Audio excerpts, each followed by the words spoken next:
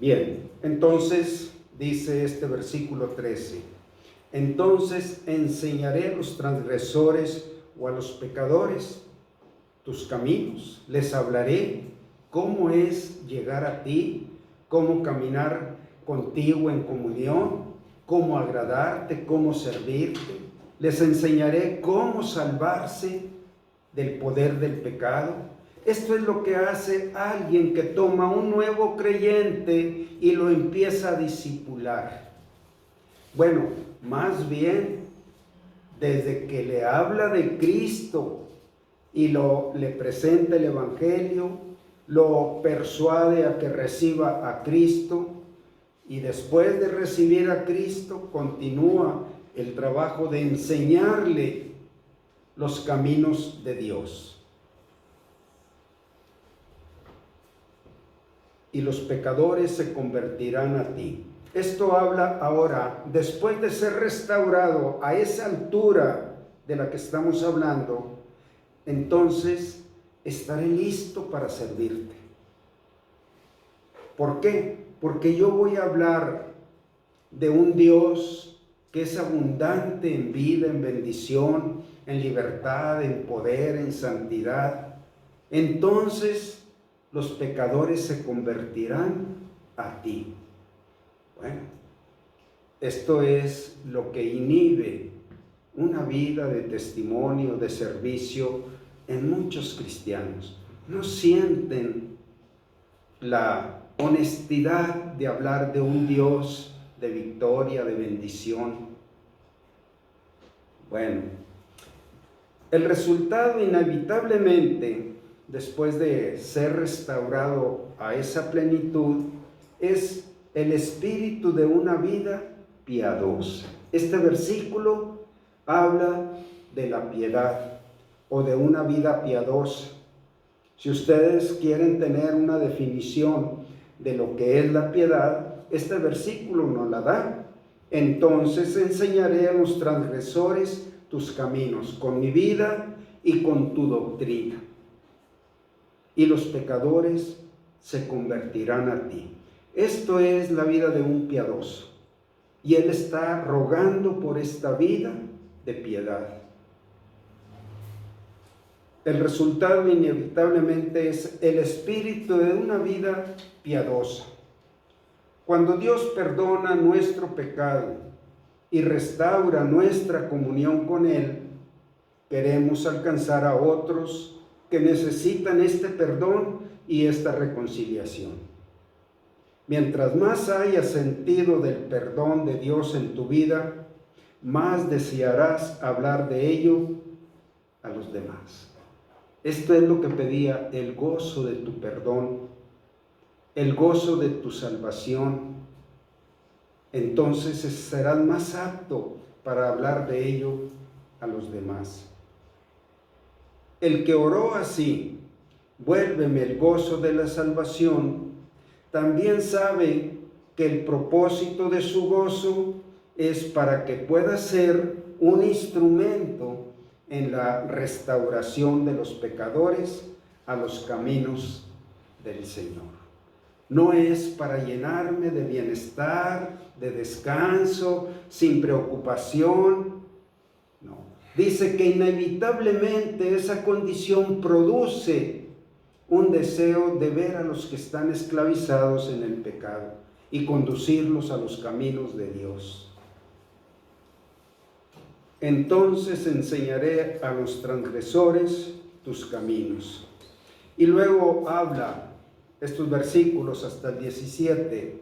Líbrame de homicidios, oh Dios, Dios de mi salvación. Yo no quiero regresar nunca más allá. Líbrame. Bueno, eso es aborrecer el pecado. Contará mi lengua tu justicia. ¿De qué manera tú me perdonaste? ¿De qué manera justificas volver a darme el gozo de tu salvación cuando yo profané tu nombre?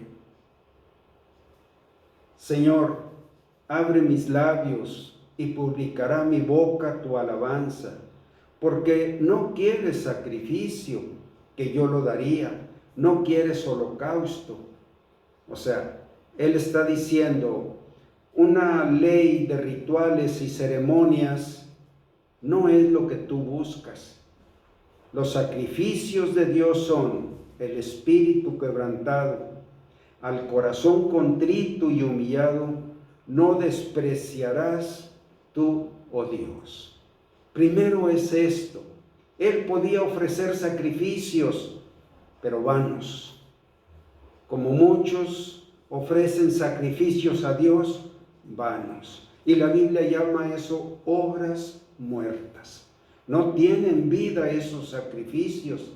Aquí nos enseña que si tú quieres servir con algo que a ti te cuesta un sacrificio, primero tengas un corazón contrito y humillado. Tú puedes buscar recompensar a Dios tus fallas, tus pecados con cosas buenas, pero tu corazón nunca llegó a aborrecer el pecado, nunca llegó a quebrantarse, a suplicar por ser restaurado. Estos son los sacrificios verdaderos. Y luego un sacrificio presentado y luego mi sacrificio habla, esto es de Cristo, esto es de Dios. Y tu vida está hablando que tú presentas un servicio a Dios que quizá te lleve a sufrir penalidades.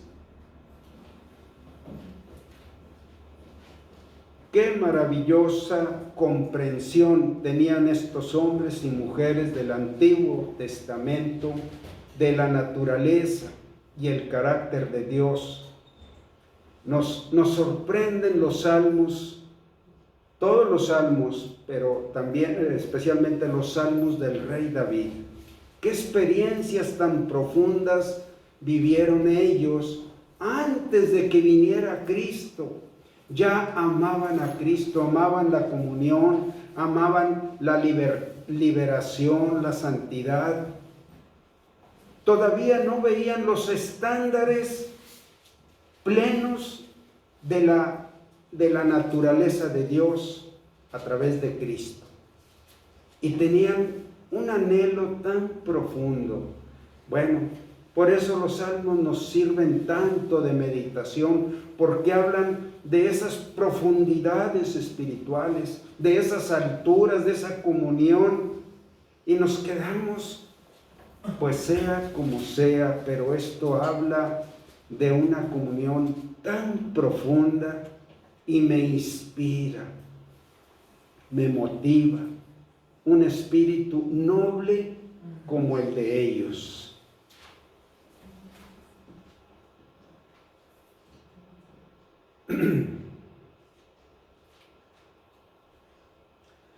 Dice, sabían estas personas del Antiguo Testamento que a él no le interesaban los holocaustos ni los sacrificios de los animales. Vieron más allá de todo eso.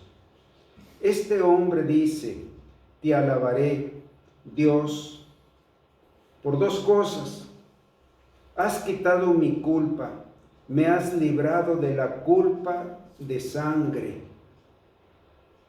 Él había tramado aquel asesinato de Urías, ¿verdad? Has quebrantado mi espíritu voluntarioso.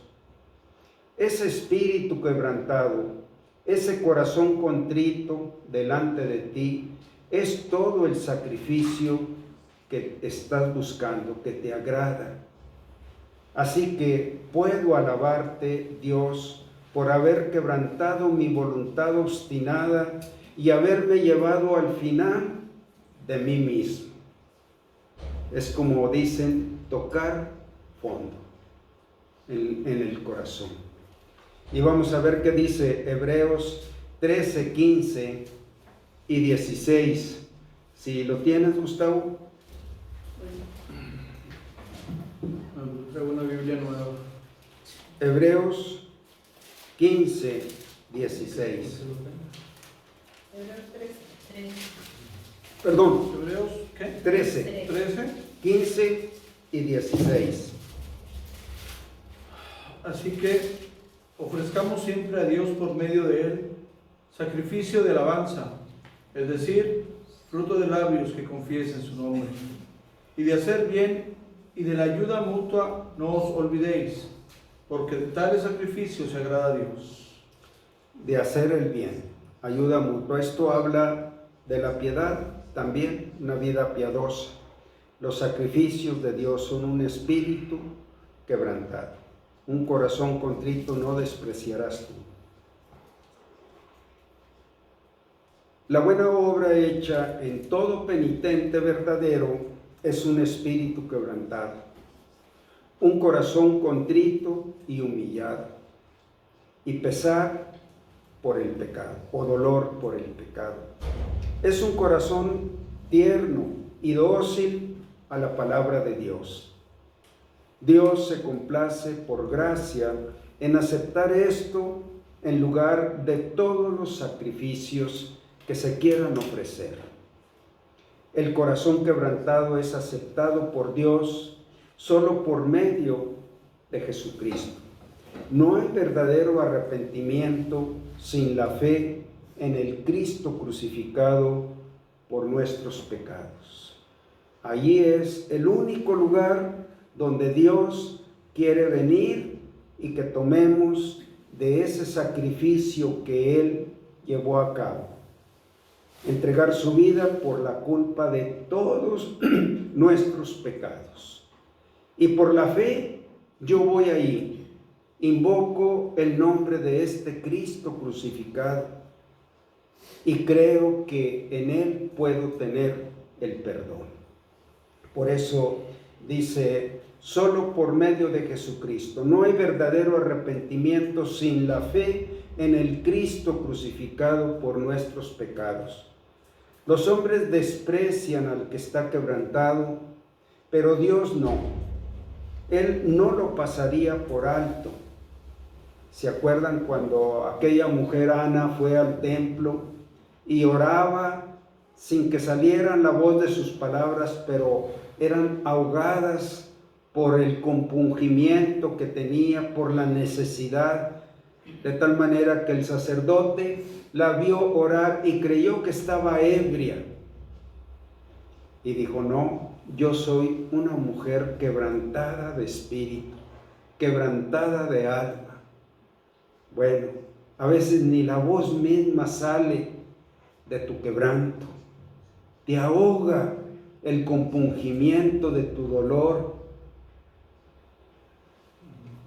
Los hombres desprecian al que está quebrantado, pero Dios no. Él no lo pasará por alto, no lo rehusará ni lo rechazará, aunque el pecador no ofrezca ninguna cosa que satisfaga a Dios por el mal que ha hecho por el pecado. No quiero otra cosa, solo esto, dice Dios, un corazón contrito y humillado. O que hubiera un corazón así en cada uno de nosotros. Bueno, nos muestra muchas cosas que nunca debieran llegar, pero nos muestra también muchas cosas que siempre debiéramos tener. Ningún temor o problema personal de conciencia puede hacer que el alma, habiendo recibido la gracia, sea indiferente a los intereses de la obra de Dios. Entonces enseñaré a los transgresores tus caminos. Que esto sea el gozo continuo de todos los redimidos, que ellos tengan redención por la sangre de Cristo, el perdón de pecados por las riquezas de su gracia. Y para terminar, solamente voy a mencionar los conceptos de esta gracia divina. Entonces tenemos que las gracias divinas de la comunión son para tener el gozo del Señor. Esto es un concepto, un estándar espiritual.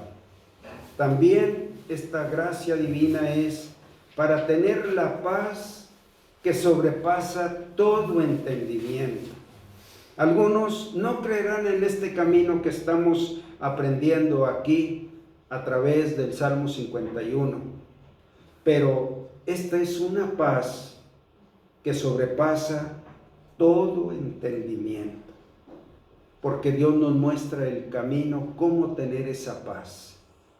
Muchos buscan la paz de otras maneras que nunca la encontrarán, pero Dios nos muestra los caminos. Bueno, sin querer estamos oyendo un testimonio del rey David y él nos está enseñando, ¿verdad?, cuál es el camino para tener esa paz de Dios, para tener el gozo del Señor. Otra gracia divina es la sabiduría e inteligencia de la vida y del servicio. Cuando dice entonces, tendré sabiduría, tendré inteligencia, tendré valor, tendré gracia, la sabiduría e inteligencia de la vida y del servicio. Otra gracia es el valor y poder para hacer que otros se conviertan a Cristo. Miren, muchas veces la gracia obra que tú entres a veces en la intimidad de una persona para hablarle de sus pecados con gracia, con amor, con sabiduría, con humildad, pero tienes el valor de decirle: la justicia de Dios te va a juzgar y a condenar por este pecado. Y el pago del pecado es muerte eterna. Y la persona acepta que le digas con tanta verdad que quisieras tomarlo de la mano y que venga y hable con Cristo. Esto nos es dado por esa gracia que viene de estar en esa comunión, la sabiduría e inteligencia de la vida y del servicio, el valor y poder para hacer que otros se conviertan a Cristo, el fruto, es otra gracia, el fruto que produce el Espíritu Santo en la vida de un creyente.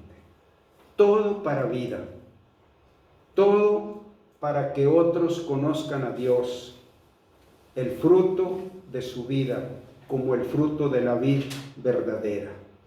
Bueno, son aspectos que nos hacen entender que estos son privilegios solo de aquellos que anhelan la comunión con Dios. Son los que la pueden pedir, buscar, clamar por ella. Bien, pues con esto terminamos este tema. Es lo que Dios puso en mi corazón compartirles desde los versículos 7 al 17. Y terminamos. Dios los bendiga.